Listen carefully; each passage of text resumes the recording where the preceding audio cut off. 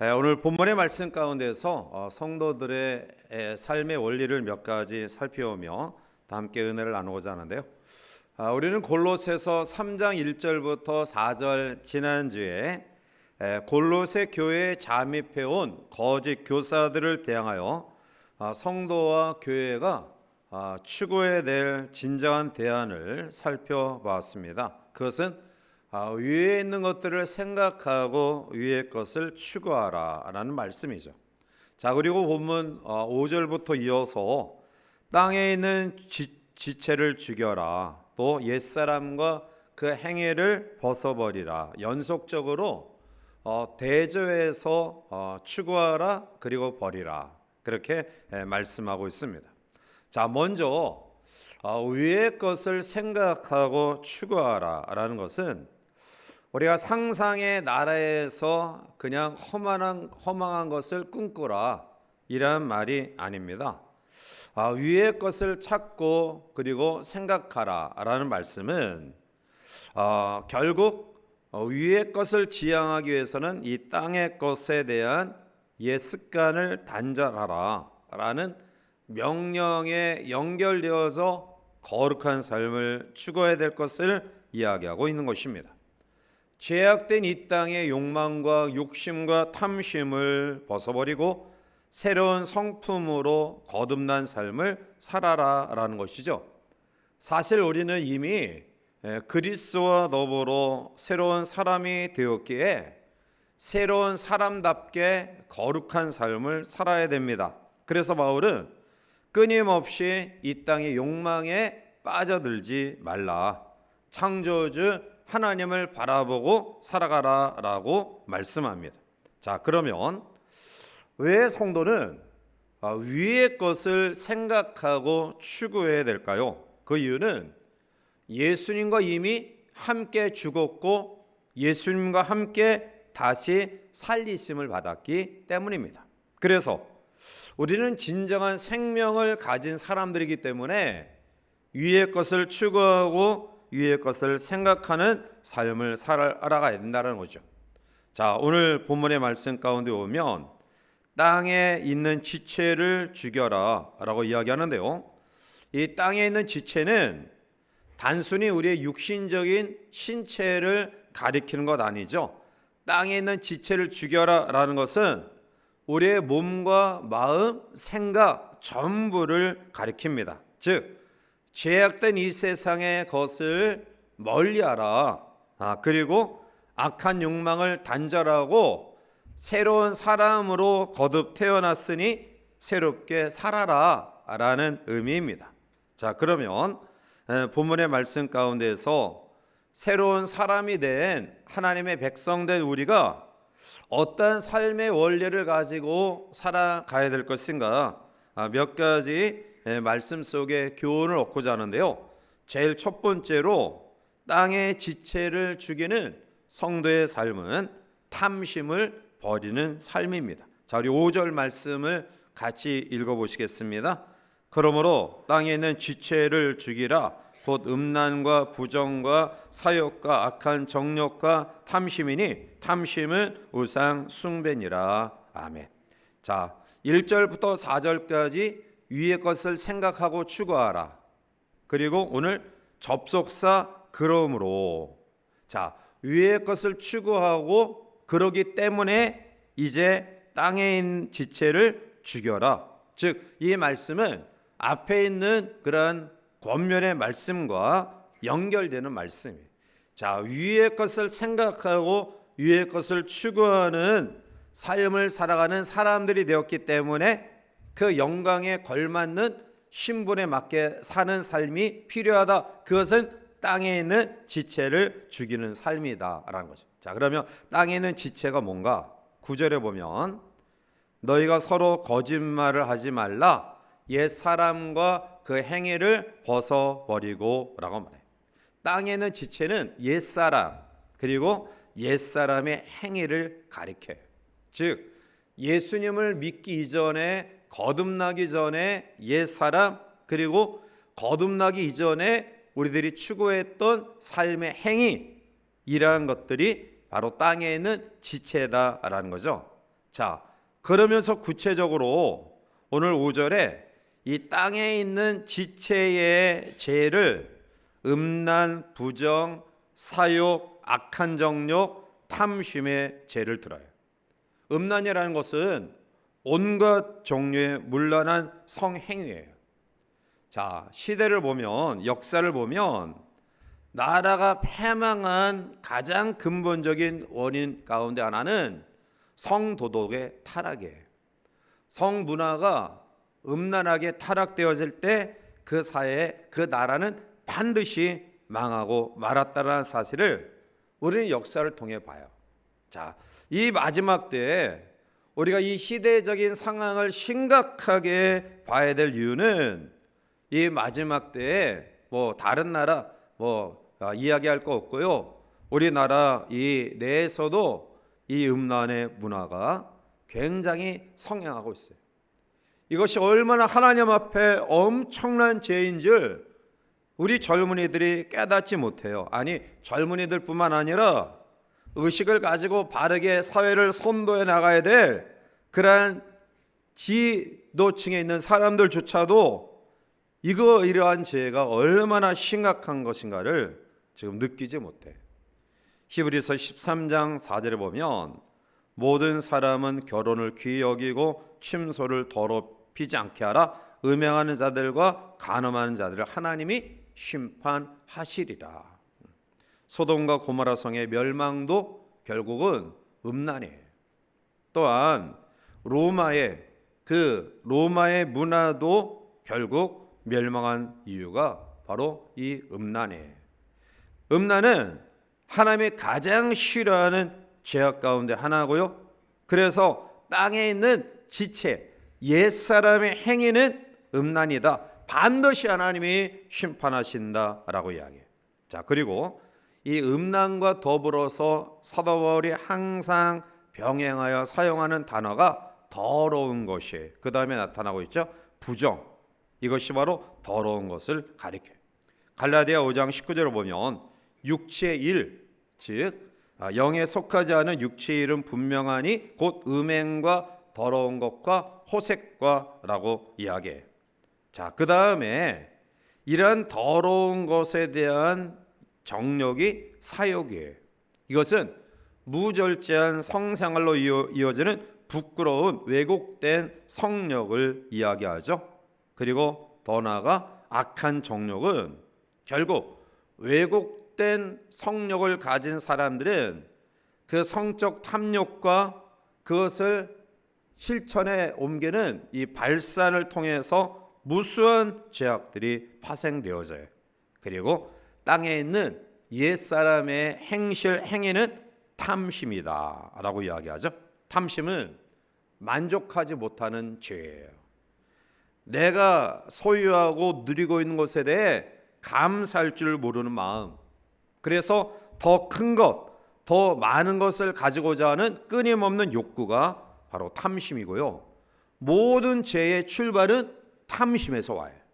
야고보서 1장 14절 15절에 오직 각 사람이 시험을 받는 것은 자기 욕심에 끌려 미혹됨이니 욕심이 잉태한 즉 죄를 낳고 죄가 장성한 즉 사망을 낳느니라 말씀하고 있습니다. 내게 주신 것을 만족하지 못하면 결국 거기에서 욕심이 생기고요. 그 욕심이 결국 우리로 하여금 사망, 멸망으로 이끄는 결과를 초래한다라는 것입니다. 에베소서 5장 3절에 음행과 온갖 더러움과 탐욕은 너희 중에서 그 이름조차도 부르지 말라. 이는 성도에게 마땅한 바니라 라고 말해요.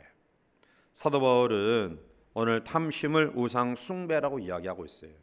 즉 내가 하나님보다 더 사랑하는 것, 내가 하나님보다 더 의지하는 것, 더 믿고 더 갈망하는 것, 그것이 바로 우상이에요.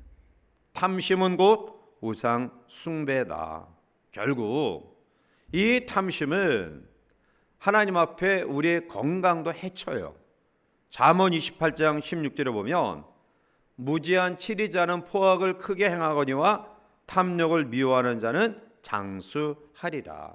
그러니까 만족하지 못하면 끊임없이 어떤 욕구를 채우고자 하는 그런 마음을 가지면 신경이 쓰여지고요. 또 신경을 쏟다 보면 건강까지 해쳐요. 따라서 하나님이 나에게 알맞는 은혜를 주셨다. 이 자족의 마음, 사도 바울이 사실은 풍성해서 그가 감사하지 않았잖아요. 어쩌면 그는 평생 자비랑 선교사로 성도들의 후원과 사랑을 가지고 때로는 자기가 천막 깁는 그러한 생업을 가지고 사역을 감당했는데, 그런데 그는 평생 하나님 앞에 감사와 기쁨이 충만했어요. 많은 것들을 소유했기 때문에 그의 환경이 안전하고 편안했기 때문에 아니죠. 하나님이 자에게 주신 은혜에 자족하는 마음이 있었기 때문에 그래요. 이러한 삶을 하나님이 귀히 여기신다라는 거예요. 여호수아 7장에 보면 아간이 탐심을 가지고 여리고 성의 전리품을 도적질하다가 결국 그와 함께 가족 전체가 돌에 맞아 죽어요. 신실한 믿음을 가졌던, 어쩌면 초대교회에 지도급이 있었던 아나니아 삽비라 부부, 사도행전 5장에 보면 탐심을 가지고 서원한 재물을 숨겼다가 그 즉시로 부부가 한 자리에서 죽고 말아요. 누가복음 12장에 보면 주님의 말씀을 듣던 한 사람이 주님의 권위를 이용해서 자기의 문제를 해결하려고 이렇게 요청해요. 선생님, 내 형에게 명예 유산을 나누라고 해 주십시오. 요즘도 재산 문제 때문에 가장 가까운 가족이 원수가 된 그러한 사람들이 많이 있어요. 결국 이 재물은 우리의 가치관과 가장 소중한 관계를 파괴시켜요. 그래서 예수님은 이 재물을 만몬이라고 지칭하고 계셔요. 이 돈 사랑하는 마음은 어둠의 힘으로 결국 우리의 삶과 가정을 망가뜨릴 때가 많아요. 자, 그때 예수님은 형제간의 재산 분쟁에 개입하기를 단호히 거절하시며 이 사람의 중심에 있던 것들을 꿰뚫어 지적해. 누가복음 12장 15절에 보면 그들에게 이르시되 삶과 모든 탐심을 물리쳐라. 사람의 생명이 그 소유에 넉넉한 데 있지 아니하니라 하시고 라고 말해요. 자, 모든 물질은 하나님이 주신 거예요. 그래서 나눌 줄 모르고 내 배만 채우면 결국 화를 불러 일으키게 돼요. 물질보다 하나님을 앞세우면 물질이 따라와요. 그러나 하나님보다 물질을 앞세우면 결국 물질도 잃어버리게 됩니다. 탐심을 버려라. 이 말은 물질을 외면하며 살아라 이란 말이 아니에요. 자, 성도는 이 물질에 대해서 건강하게, 건전하게, 그리고 이 부함을 추구함이 마땅해. 왜냐하면 건전한 생각과 사고와 마음을 가진 사람들이 물질을 소유하지 않고 탐심에 가득한 사람들이 물질을 소유하면 결국 죄 짓는데 그것을 사용하잖아요. 그러니까 건강한 생각, 믿음을 가진 우리 성도들이 즉 물질의 풍성함을 가지시기를 바랍니다. 하나님의 귀한 축복을 우리들이 받으시기를 바래. 그래서 선한 일에 사용할 줄 아는 그러한 믿음의 삶이 우리 가운데 있어야 될 것입니다. 우리가 물질이나 세상의 여러 가지 것들을 계속 움켜잡으려면 결국 그것은 우상이 돼요. 별거 아닌 것으로 시작됐던 그 마음이 욕심과 탐심으로, 그리고 그것을 지키고자 하는 마음으로 발전되고요.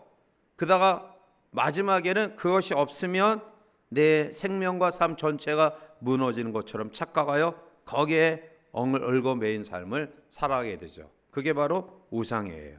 자, 따라서 오늘 사랑하는 귀한 성도의 삶 속에 우리에 주어진 그러한 건강한 성도의 삶의 원리는 땅에 있는 지체를 죽이는 삶이다. 옛사람의 이러한 사욕, 욕심, 이러한 제약들을 멀리하는 삶임을 기억하시기 바랍니다. 자, 두 번째로는 죄를 멀리하는 삶이에요. 자, 6절 넘어가서 우리 함께 보겠습니다.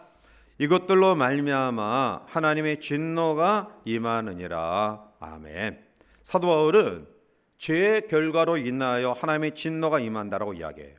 자, 물론 하나님의 진노가 임한다고 해서 당장 벼락을 내려서 우리에게 진노하지 않아요. 그래서 사람들은 상습적인 죄에서 벗어나지 못해요. 만약 하나 죄를 져서 하나님이 진노해서 딱 매를 때리면 죄 짓지 않죠. 그런데 죄 짓는데도 별거 없어요. 그러니까 계속해서 상습적으로 그 죄를 저지르는 거예요. 여러분, 저주가 뭐냐? 우리 같이 한번 따라 보실까요? 하나님이 외면하시는 거다. 저주가 뭐예요? 하나님이 외면하시는 거예요. 예를 들면 내가 11조를 한 달 안 드렸어요. 근데 그 다음 달 11조 X만큼 도둑을 맞았다든지 손해를 봤다든지 하면 아이쿠, 내가 11조를 땡겨 먹으니까 하나님이 이렇게 또 교훈하시는구나. 재빨리 돌이키죠.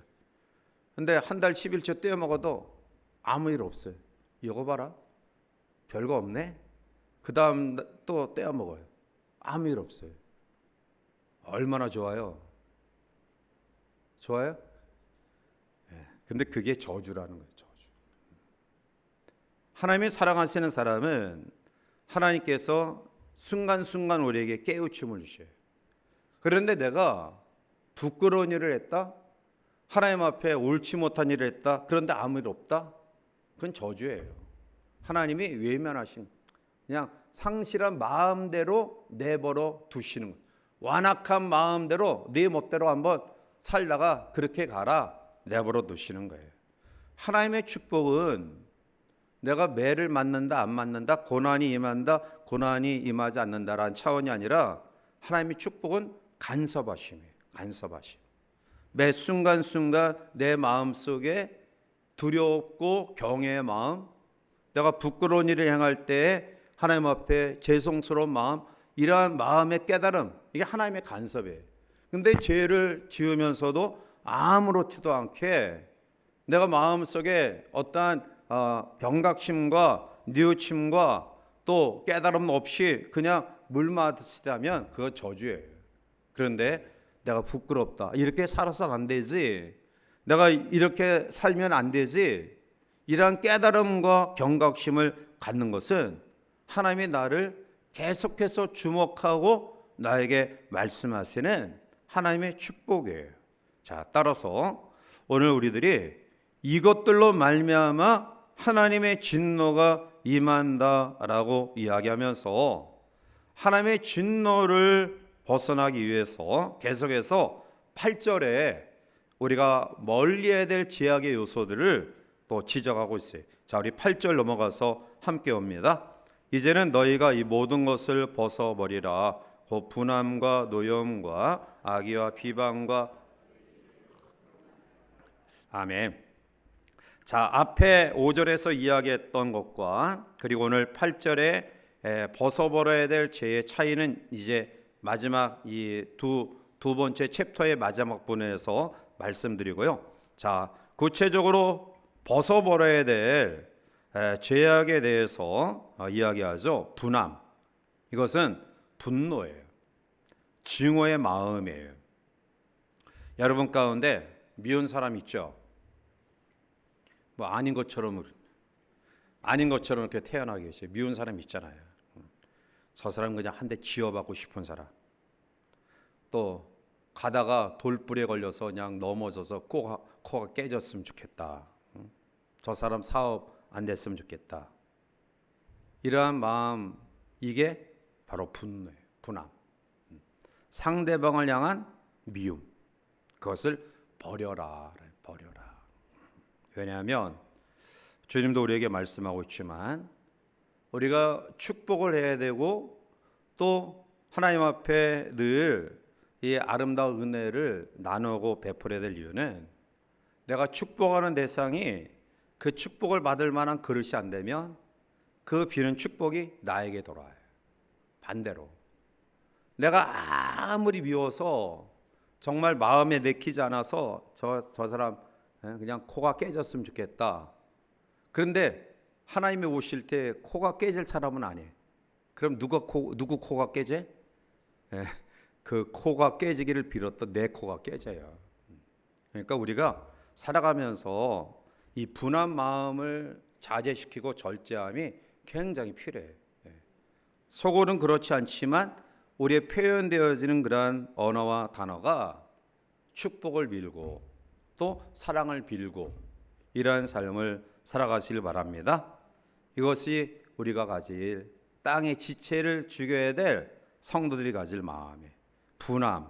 자, 그리고 이 분함이 행동으로 옮겨지는 것이 노여움이에요. 우리의 분한 마음과 또 이러한 것들이 불출되는 것, 이것이 바로 노여움이에요. 자, 이 노여움은 하나님의 의, 하나님의 노여움이 아니에요.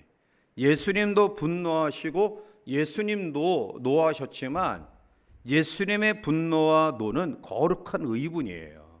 하나님의 뜻을 이루기 위한. 그런데 오늘 우리들이 가지는 이 노함 또 분노에 표출되는 행동이 과연 하나님의 의를 위한 거예요? 곰곰이 생각하면 자기 화풀이에요. 왜 우리가 후회하고 왜 우리가 뒤돌아보면 뉘우치죠? 결국 하나님의 의가 아니기 때문에 순간적으로 우리의 분노를 참지 못해서 표출하기 때문에 내가 조금 참았으면 또 내가 조금 더 인내했으면 이런 아쉬움과 뉘우침이 있는 거예요. 야고보서 1장 20절에 보면 사람이 성내는 것이 하나님의 의를 이루지 못함이라 말씀하고 있어요. 자, 그 다음에 악이, 이것은 의도적으로 다른 사람을 해치려는 악한 성향이죠. 그리고 그 다음에 비방을 이야기해. 근거 없는 말로 남을 헐뜯는 것, 상대방 뒤에서 욕하는 것, 험담하고 거짓 소문 내서 그 사람의 명예를 해치는 것을 이야기하죠. 부끄러운 말은 성적으로 남을 비유하는 말입니다. 음담, 패설, 불결한 말, 신체적 폭력만이 폭력이 아니라 언어 폭력도 바로 폭력이에요. 우리의 혀로 우리 주변의 사람들의 마음에 씻지 못하는 상처를 줄 수도 있다라는 거예요.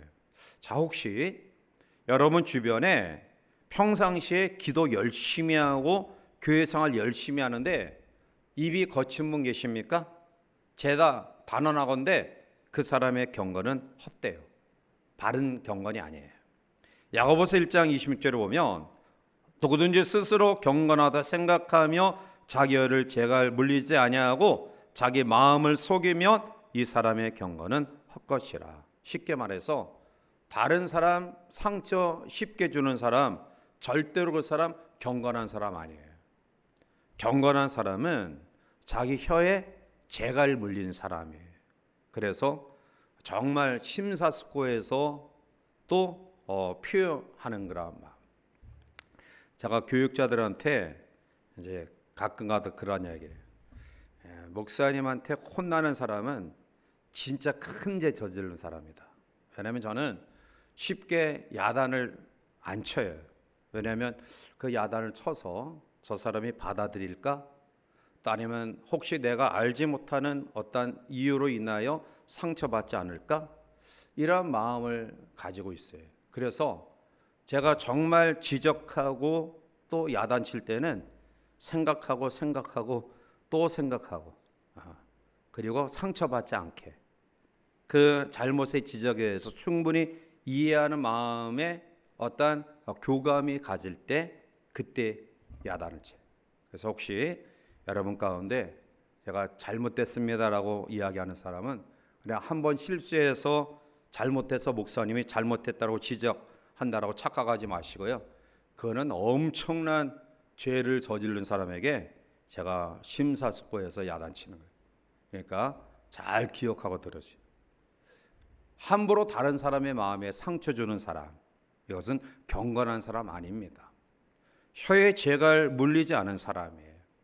자, 따라서 오늘 여러분들의 그 마음 또 여러분들의 그 분노를 해소하기 위해서 쉽게 말하고 쉽게 행동하고 하는 이러한 죄악들을 저질러서는 안 돼. 자, 그러면 앞에 이야기했던 음란과 부정과 사욕과 악한 정욕과 탐심은 불신자들 관계 속에서 우리가 행하지 말아야 될 죄예요. 자, 그런데 오늘 8절에 나타나는 분함과 노여움과 악의와 비방과 부끄러운 말은 교회 안에서 성도들 관계 속에서 금지해야 될 항목이에요. 이러한 마음 때문에 교회 공동체가 깨어져요. 식구들 가운데 불화가 일어나요. 관계가 깨뜨려집니다. 인내하지 못하는 분함, 그리고 표출되어지는 노여움, 또한 잊지 않은 그러한 일들을 통해 악한 마음을 품고 비방하고 걸러지지 아니하는 그러한 언어 생활 가운데에 교회 공동체를 깨뜨리는 경우들이 너무 많아요.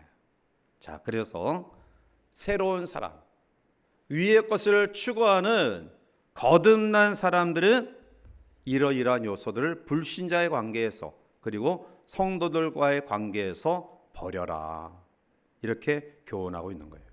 에베소서 4장 31절에 보면 너희는 모든 악독과 노함과 분냄과 떠드는 것과 비방하는 것을 모든 악의와 함께 버려라. 베드로전서 2장 1절에 그러므로 모든 악독과 모든 기만과 외식과 시기와 모든 비방하는 말을 버려라.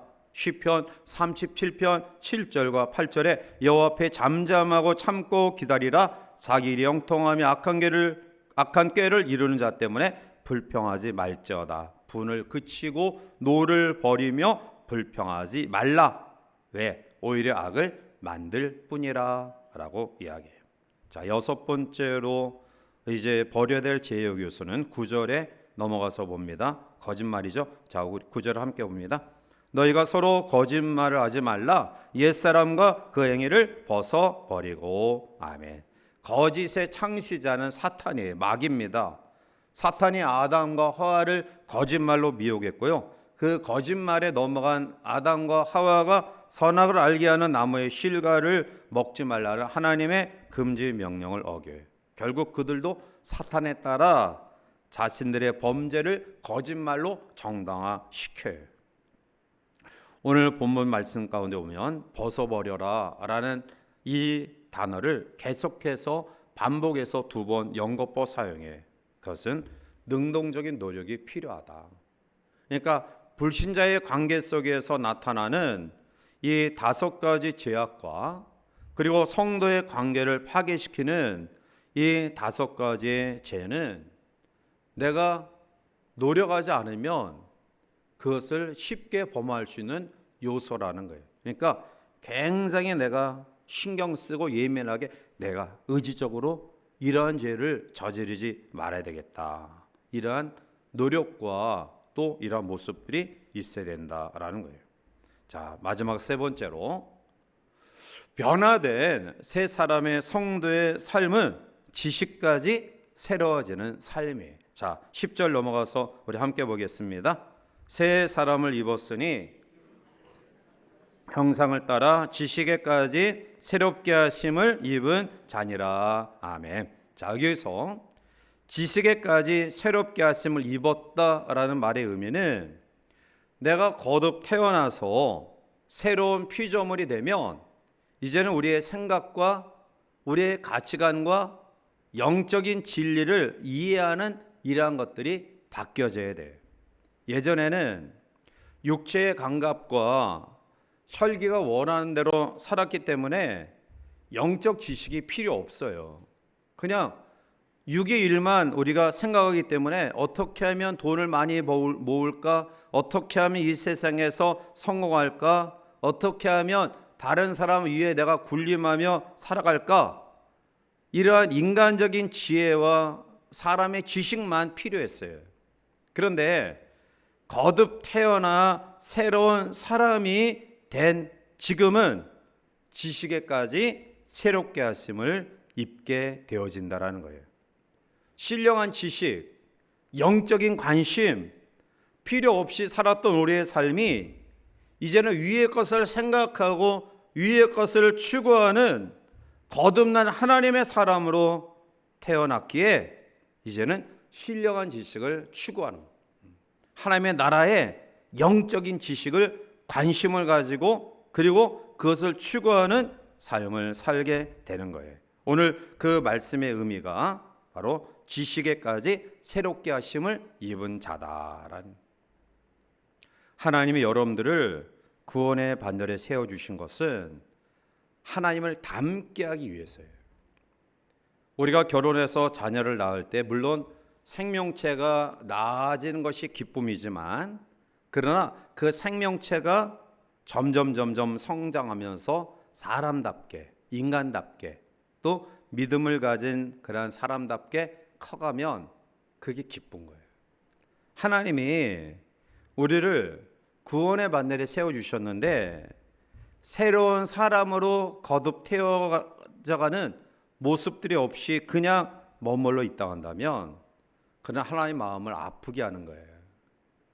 오늘 저희 여러분들의 마음속에 하나님이 원하시는 것은 날마다 하나님을 닮아가는 삶이다, 이러한 사실을 기억하고요.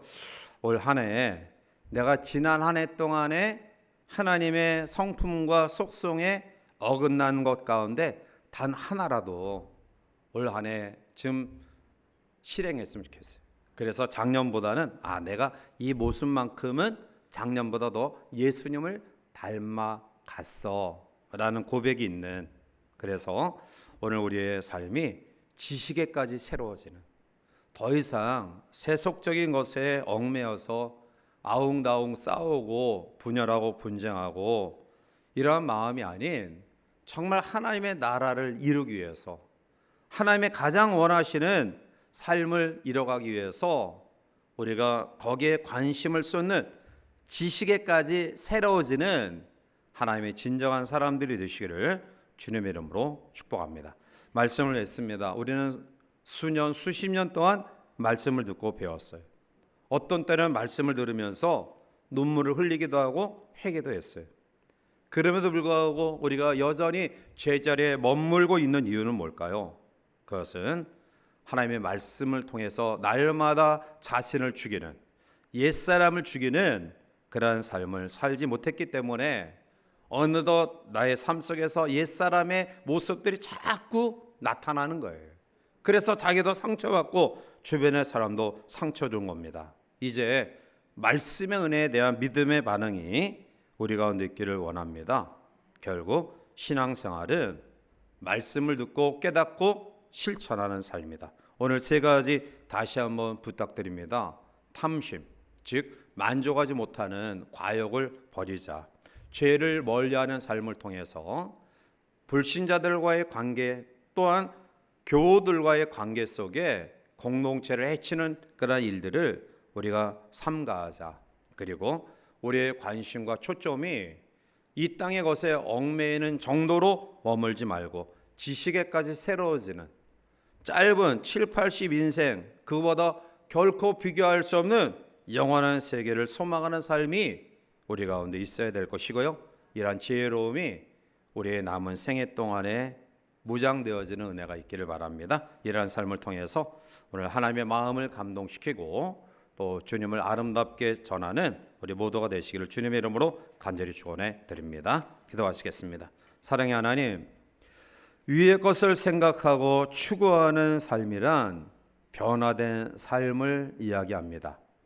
이제 옛사람을 벗어버리고 새 사람을 힘입은 우리 모두는 과욕, 탐심을 벗어버리고 또 불신자의 관계 속에서 또 교회 공동체의 관계 속에서 분열케 하는 여러 가지 죄악들을 벗어버리게 하시고, 더 나아가 우리의 육신의 삶 가운데 영원한 하나님의 나라의 소망을 두고 영적인 지식을, 신령한 지식을 날마다 새롭게 키워나가는 우리 모두가 되어서 하나님 앞에 영광 돌리며 주께서 우리에게 허락하신 거룩한 사명들을 힘있게 감당하는 우리 모두가 되게 역사하여 주시옵소서.